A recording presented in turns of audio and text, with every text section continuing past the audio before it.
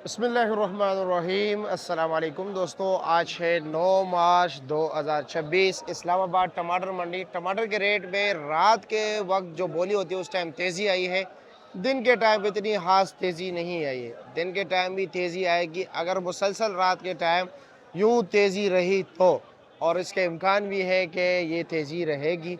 जो सूरत हाल बना हुआ है, रात को जो पोजीशन चल रहा था जी, तकरीबन वो सामने सिंध के टमाटर नज़र आ रहे हैं जी। इसका वज़न होता है 14 किलो, और इसका रात को रेट चला है जी 600 साढ़े 600 रुपये से लेकर जी तकरीबन 750 तक। ज़्यादातर रेट 650 से 700 के दरमियान चला है। चंद मार्के ऐसे थे जो कि तकरीबन 700 रुपये तक बिके हैं जी।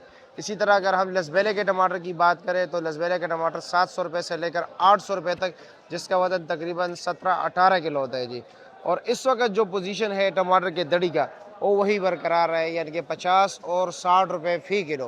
चंद लोगों ने रेट 350 भी चलाया है दड़ी का। अब ये इस मार्केट में तेज़ी क्यों नहीं है? क्योंकि दुकानदारों के पास ऑलरेडी स्टॉक पड़ा होता है, वो ज़्यादा ख़रीदारी की शौकीन नहीं होते। जब रेट में तेज़ी आती हो कि पुराने पे काम चला लेंगे, तो इसी वजह से इस वक्त जो है ना मार्केट में तेज़ी नहीं आ रही। जैसे जैसे वो मार्केट खाली होता जाएगा, और ये मार्केट इस वक्त मंडी ऑलरेडी खाली है जी, तो तब जो है ना तेज़ी का इम्कान है।